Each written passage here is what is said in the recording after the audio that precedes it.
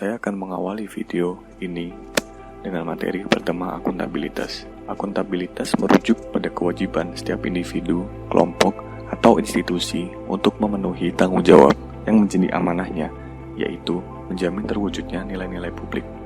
Nilai-nilai publik dapat didefinisikan menjadi poin-poin berikut. Yang pertama, mampu mengambil pilihan yang tepat dan benar ketika terjadi konflik kepentingan. Yang kedua, memiliki pemahaman dan kesadaran untuk menghindari dan mencegah keterlibatan PNS dalam politik praktis. Yang ketiga, memperlakukan warga secara sama dan adil dalam penyelenggaraan pemerintahan dan pelayanan publik. Yang keempat, menunjukkan sikap dan perilaku yang konsisten dan dapat diandalkan sebagai penyelenggara pemerintahan. Akuntabilitas memiliki aspek-aspek sebagai berikut. Yang pertama, akuntabilitas adalah sebuah hubungan. Yang kedua, berorientasi pada hasil. Yang ketiga, membutuhkan laporan. Yang keempat, membutuhkan konsekuensi. Akuntabilitas publik memiliki fungsi utama sebagai berikut. Yang pertama, peran demokratis. Yang kedua, peran konstitusional. Yang ketiga, peran belajar. Akuntabilitas publik dibagi menjadi dua jenis bagi berikut. Yang pertama, akuntabilitas vertikal, dan yang kedua, akuntabilitas horizontal. Dari rendah ke tinggi, akuntabilitas memiliki tingkatan-tingkatan sebagai berikut. Yang pertama, akuntabilitas personal. Yang kedua, akuntabilitas individu. Yang ketiga, akuntabilitas kelompok. Yang keempat, akuntabilitas organisasi. Dan yang kelima, akuntabilitas stakeholder. Mekanisme akuntabilitas. Akuntabilitas memiliki dimensi sebagai berikut. Yang pertama, akuntabilitas kejujuran dan hukum. Yang kedua, akuntabilitas proses. Yang ketiga, akuntabilitas program. Dan yang keempat, akuntabilitas kebijakan. Akuntabilitas dalam konteks. Akuntabilitas dalam organisasi. Yang pertama, transparansi dan akses informasi. Yang kedua, praktik kecurangan dan perilaku korup. Yang ketiga, penggunaan sumber daya milik negara. Tiap PNS harus memastikan bahwa penggunaan sumber daya diatur sesuai dengan prosedur yang berlaku, penggunaannya dilakukan secara bertanggung jawab dan efisien, pemeliharaan fasilitas dilakukan secara benar dan bertanggung jawab. Yang keempat, penyimpanan dan penggunaan data dan informasi pemerintah. Yang kelima, konflik kepentingan. Informasi publik adalah informasi yang dihasilkan, disimpan, dikelola, dikirim, dan atau diterima oleh suatu badan publik yang berkaitan dengan penyelenggara dan penyelenggaraan negara dan penyelenggaraan badan publik lainnya. Informasi publik dibedakan menjadi informasi yang wajib disediakan dan diumumkan, dan informasi yang dikecualikan yang didasarkan pada undang-undang, kepatutan, dan kepentingan umum. PNS yang akuntabel adalah PNS yang mampu mengambil pilihan yang tepat ketika terjadi konflik kepentingan, tidak terlibat dalam politik praktis, melayani warga secara adil dan konsisten dalam menjalankan tugas dan fungsinya. Personal behavior yang diharapkan dari PNS adalah sikap-sikap sebagai berikut. Perilaku yang seharusnya dilakukan PNS yang berkaitan dengan transparansi dan akses informasi adalah sebagai berikut. PNS dapat menghindari perilaku curang dan koruptif dengan sikap-sikap sebagai berikut. Perilaku PNS terhadap penggunaan sumber daya milik negara seharusnya seperti sikap-sikap sebagai berikut. Perilaku PNS yang berkaitan dengan penggunaan data dan informasi perintah adalah sebagai berikut. Untuk menghindari konflik kepentingan, PNS dapat melakukan sikap-sikap berikut.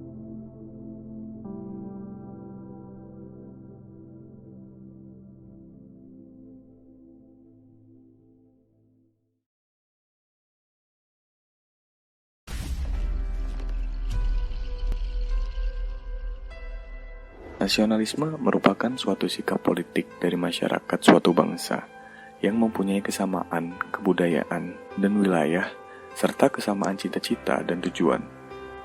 Dengan demikian, masyarakat suatu bangsa tersebut merasakan adanya kesetiaan yang mendalam terhadap bangsa itu sendiri. Nasionalisme dapat muncul karena beberapa faktor. Yang pertama, adanya campur tangan bangsa lain Yang kedua, adanya keinginan dan tekad bersama untuk melepaskan diri dari belenggu kekuasaan absolut. Yang ketiga, adanya ikatan rasa senasib dan seperjuangan. Yang keempat, bertempat tinggal dalam suatu wilayah yang sama. Nasionalisme memiliki prinsip-prinsip sebagai berikut. Yang pertama, hasrat untuk mencapai kesatuan. Yang kedua, hasrat untuk mencapai kemerdekaan. Yang ketiga, hasrat untuk mencapai keaslian. Dan yang terakhir, hasrat untuk mencapai kehormatan bangsa. Nasionalisme dapat diwujudkan dengan memperhatikan sila-sila Pancasila. Pancasila sila pertama. Sebagai jati diri bangsa, merupakan bangsa yang agamis. Hasil yang dicapai atau output yang dihasilkan adalah yang pertama bisa membedakan yang mana yang baik dan mana yang buruk. Yang kedua, bisa membedakan halal dan haram. Dan yang terakhir, bisa membedakan yang hak dan batil.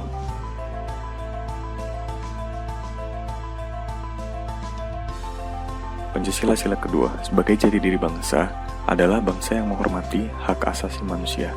Hal yang dicapai adalah sikap berperilaku adil dan menghormati hak asasi orang lain.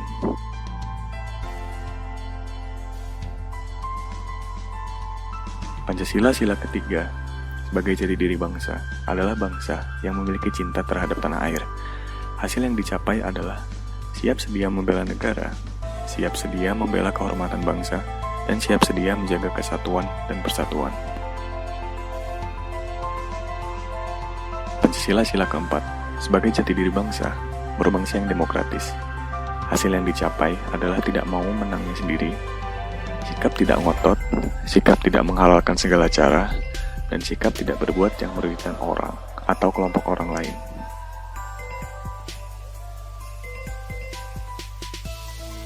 Pancasila sila kelima, sebagai jati diri bangsa, merupakan bangsa yang menjunjung tinggi kebersamaan. Hasil yang dicapai adalah sikap tidak mementingkan diri sendiri, kelompok, atau golongan. Sikap memperhatikan nasib orang lain, sikap gotong royong,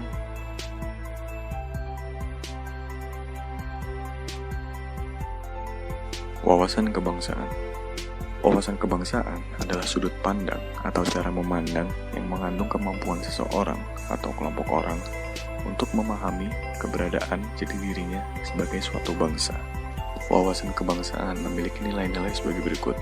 Yang pertama, penghargaan terhadap harkat dan martabat sebagai makhluk Tuhan yang Maha Kuasa. Yang kedua, tekad bersama untuk berkehidupan yang bebas, merdeka, dan bersatu. Yang ketiga, cinta tanah air dan bangsa. Yang keempat, demokrasi dan kedaulatan rakyat. Yang kelima, kesetiakawanan sosial. Dan yang keenam, masyarakat adil dan makmur. Berikut ini adalah dimensi kualitas pelayanan publik.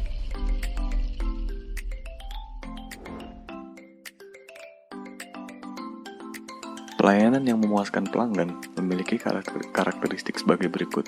Yang pertama, ketepatan waktu pelayanan. Yang kedua, akurasi pelayanan. Yang ketiga, keramahan dalam pelayanan. Yang keempat, kemudahan mendapatkan layanan. Yang kelima, kenyamanan mendapatkan pelayanan. Yang keenam, pelayanan yang bertanggung jawab. Yang ketujuh, pelayanan spesifik. Dan yang kedelapan, kemudahan diakses.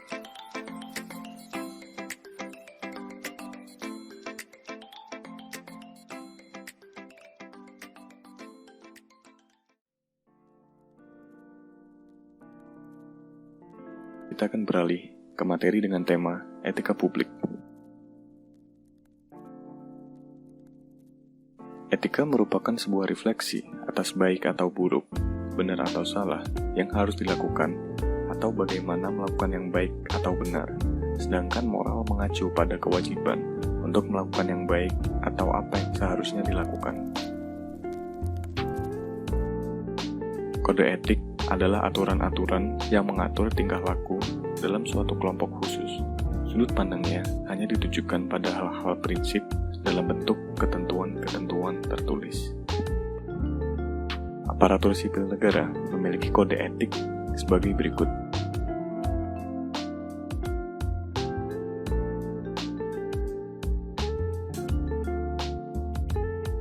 Nilai-nilai dasar etika publik adalah sebagai berikut.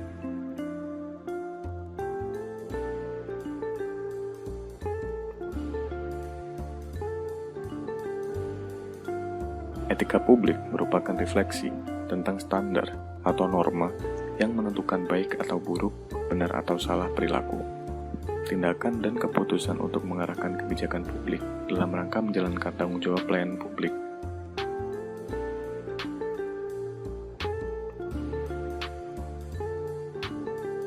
Etika publik memiliki dimensi-dimensi sebagai berikut.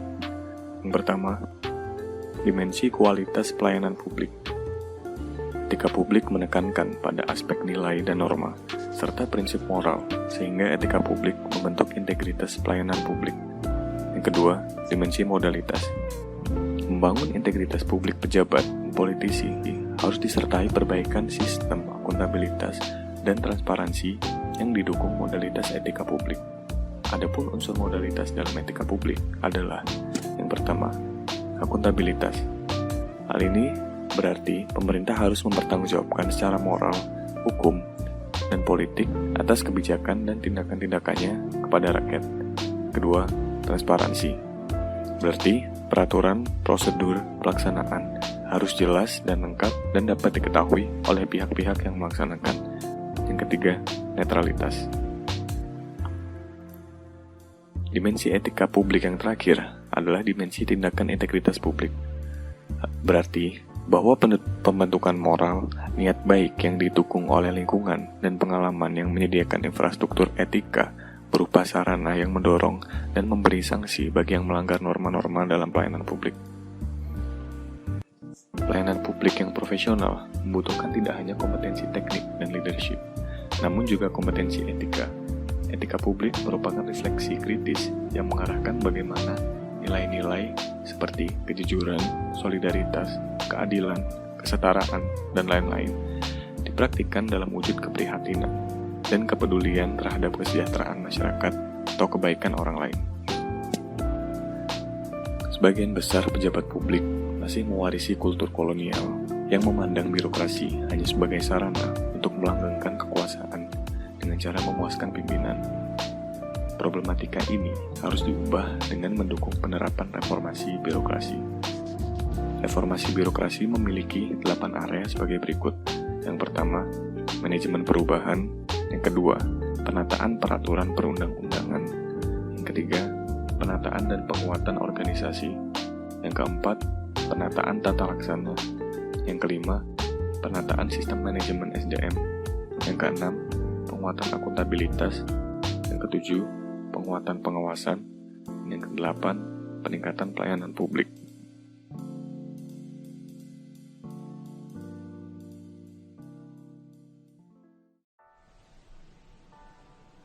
Berikutnya kita akan beralih ke materi dengan tema komitmen mutu.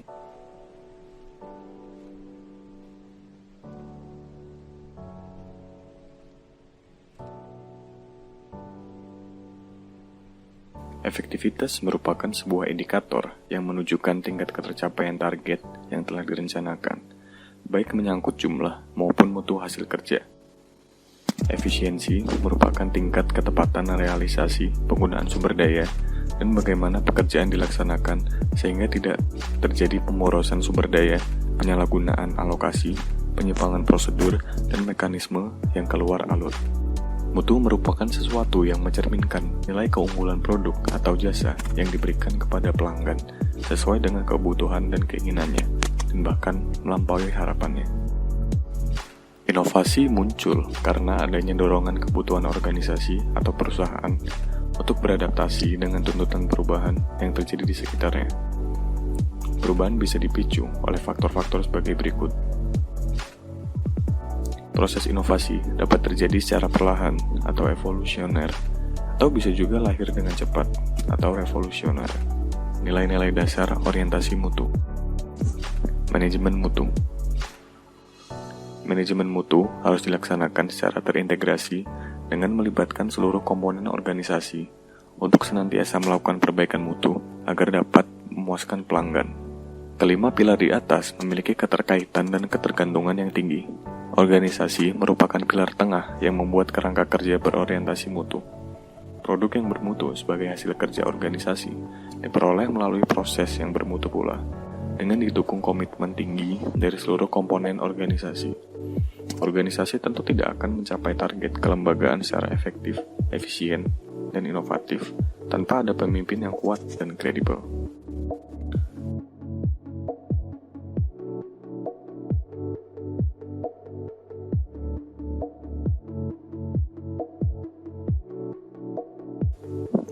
Metode perbaikan mutu.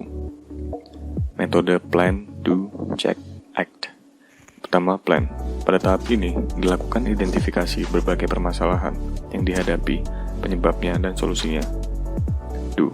Dalam tahap ini, rencana aksi yang sudah disusun harus dijalankan secara konsisten oleh semua orang. Tahap pelaksanaan ini perlu didukung dengan dokumentasi yang baik sehingga memudahkan dalam melaksanakan tahap berikutnya, yaitu check. Tahap ini dilakukan pemeriksaan apakah rencana aksi yang sudah dilakukan telah berjalan dengan semestinya. Yang terakhir, act. Melakukan tindakan atau keputusan yang perlu diambil sebagai tindak lanjut dari tahap sebelumnya. Diagram sebab dan akibat adalah metode yang digunakan untuk mengidentifikasi berbagai faktor yang menjadi akar permasalahan yang dianggap menjadi kendala dalam mutu. Nilai-nilai dasar orientasi mutu.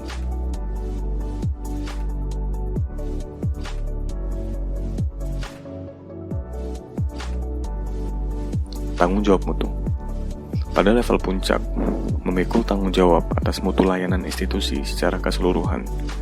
Pada level strategic business unit level, tanggung jawab mutu berkaitan dengan penetapan diversifikasi mutu pada setiap unit kerja sesuai dengan target masing-masing. Pada level fungsional, berhubungan dengan tanggung jawab atas mutu yang dicapai pada setiap jenis kegiatan layanan yang diberikan di unit-unit pendukung. Yang keempat, pada level unit dasar berhubungan dengan tanggung jawab mutu pada setiap aktivitas.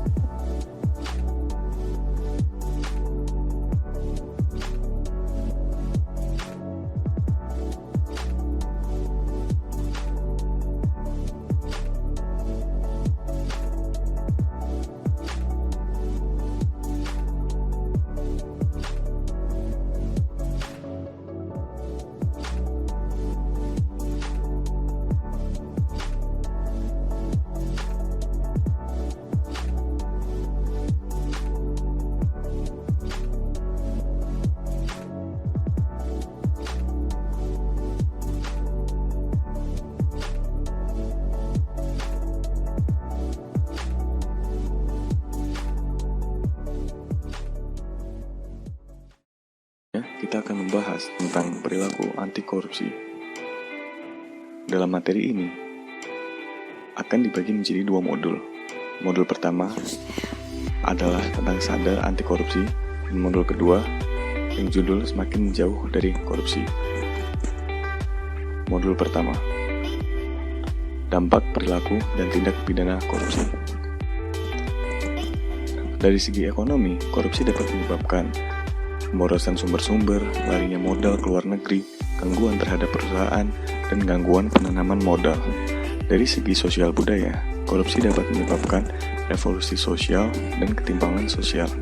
Dari segi politik, korupsi dapat menyebabkan ketidakstabilan politik, pengambil alihan kekuasaan, hilangnya bantuan luar negeri, dan hilangnya kewibawaan pemerintah. Sedangkan dari segi administrasi, korupsi dapat menyebabkan tidak efisien, kurangnya kemampuan administrasi, hilangnya keahlian, hilangnya sumber-sumber negara, dan lain-lain. Berdasarkan pemahaman dan dimensi baru mengenai kejahatan yang memiliki konteks pembangunan, pengertian korupsi tidak lagi diasosiasikan dengan penggelapan keuangan negara saja. Tindakan bribery atau penyuapan dan kickbacks atau penerimaan komisi secara tidak sah juga dinilai sebagai sebuah kejahatan.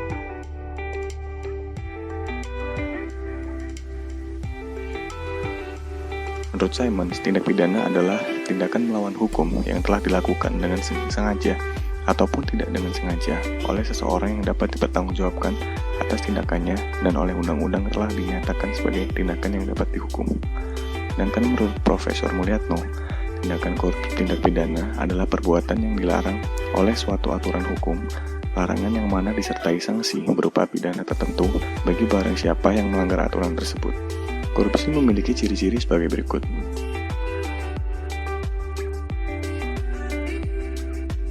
Korupsi Korupsi disebabkan faktor-faktor sebagai berikut. Yang pertama, penegakan hukum yang tidak konsisten. Kedua, penyalahgunaan kekuasaan atau kewenangan. Yang ketiga, langkanya lingkungan yang anti korup. Yang keempat, rendahnya pendapatan penyelenggara negara. Yang kelima, kemiskinan atau keserakahan. Yang keenam, keuntungan korupsi lebih besar daripada kerugian yang ditangkap. Nomor 7, pemberian imbalan jasa. Dan nomor 8, gagalnya pendidikan agama dan etika. Korupsi dapat dicegah dengan melakukan perbaikan sistem dan perbaikan manusia. Perbaikan sistem dapat dilakukan dengan cara merubah peraturan perundangan, melakukan reformasi birokrasi, menegakkan etika profesi dan tata tertib lembaga, dan menerapkan prinsip good governance. Sedangkan perbaikan manusia bisa dilakukan dengan memperbaiki moral, meningkatkan kesadaran hukum, dan lainnya. Korupsi dibagi menjadi beberapa jenis. Yang pertama, kerugian keuangan negara. Yang kedua, suap-menyuap. Yang ketiga, penggelapan dalam jabatan. Yang keempat, pemerasan. Yang kelima, perbuatan curang. Yang keenam, benturan kepentingan dalam pengadaan. Dan yang terakhir, gratifikasi. Kita beralih ke modul 2. Tunas integritas memiliki peran-peran sebagai berikut. Yang pertama, menjadi jembatan masa depan kesuksesan organisasi. Mereka biasanya menjadi kumpulan orang yang selalu terdepan untuk memastikan tujuan organisasi tercapai. Yang kedua, membangun sistem integritas, berpartisipasi aktif dalam pembangunan sistem integritas hingga semua peluang korupsi dan berbagai penyimpangan lainnya dapat ditutupi. Yang ketiga, mempengaruhi orang lain, khususnya mitra kerja, untuk dapat berintegritas tinggi. Internalisasi dapat terjadi apabila individu menerima pengaruh dan bersedia bersikap dan berperilaku dengan penuh integritas, sesuai dengan apa yang ia percayai dan sesuai dengan sistem nilai yang dialaminya, serta dipertahankan dan tidak mudah berubah selama sistem nilai yang ada dalam dirinya masih bertahan. Internalisasi dapat dilakukan dengan dua cara. Yang pertama, pendekatan inside out, dan yang kedua, pendekatan outside in. Internalisasi integritas akan maksimal ketika kita mampu menggabungkan pendekatan inside out dan outside in. Untuk dapat mewujudkan hal tersebut, maka kita memerlukan 1. Lingkungan yang berintegritas, yang kedua, proteksi integritas, dan yang ketiga, perubahan sistem nilai. Lingkungan berintegritas dapat dicapai dengan cara-cara sebagai berikut. Yang pertama, memperbanyak teman yang berperilaku positif. Yang kedua, memperbanyak artefak atau simbol dan lingkungan berintegritas sejarah. Yang ketiga, memperbanyak rutinitas yang positif. Dan yang terakhir, membangun atau menjalankan sistem integritas. Proteksi integritas dapat dicapai dengan yang pertama, melakukan simbolisasi yang dilengkapi dengan imajinasi, sugesti, dan asosiasi bahwa pengaruh tersebut hanya ada di luar diri kita, yang tidak pernah masuk ke dalam diri. Yang ketiga, melakukan disasosiasi, yaitu keluar dari lingkaran pengaruh negatif tersebut. Dan yang terakhir, melakukan multi-protection of integrity. Membangun sistem integritas bisa dilakukan dengan 3 cara berikut. Yang pertama, reframing culture. Yang kedua, seeding of integrity. Dan yang terakhir, sistem integritas organisasi. Perubahan konteks berpikir atau reframing culture dapat juga dilakukan dengan cara sikap, perilaku, dan kompetensi negatif yang kemudian digabungkan dengan konteks negatif, maka akan menghasilkan sikap, perilaku, atau kompetensi positif. Kemudian hasilnya dikunci menjadi suatu kesatuan yang kuat tertanam pada bawah sadar. Dampak dari pendekatan perubahan tersebut, yaitu ketika muncul situasi negatif, maka secara otomatis diikuti dengan konteks negatif, sehingga sikap dan perilaku yang muncul adalah positif. Dengan mempelajari mekanisme berpikir, bersikap, dan bertindak manusia, maka akan didapatkan pola-pola sebagai berikut. Yang pertama, stimulus wow effect. Korupsi lebih kuat pengaruhnya dibandingkan dengan kekuatan kontrol internal, akan memunculkan kecenderungan korupsi. Kekuatan kontrol internal dan stimulus korupsi yang biasa tanpa wow effect atau lemah. Kekuatan kontrol internal lebih kuat pengaruhnya dibandingkan dengan stimulus wow effect.